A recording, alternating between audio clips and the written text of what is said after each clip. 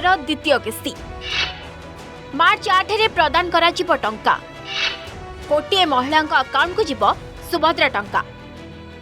मार्च 8 रे अंतर्जातीय महिला दिवस पूर्व प्रतिश्रुति मुताबक एही दिन महिला अकाउंट को जीव सुभद्रा योजनार द्वितीय किस्ती टंका। एथर कोटिएरु अधिक हिताधिकारी बैंक खाता को जीव टंका।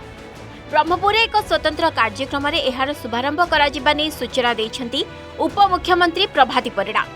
प्रथम पर्यायर पाइथिबा हिताधिकारी समेत जो योग्य हिताधिकारी प्रथम किस्ती टंका पाइबारु वंचित होइछंती सेमाने एकाथरे दुईटी किस्ती अर्थ पाइबे।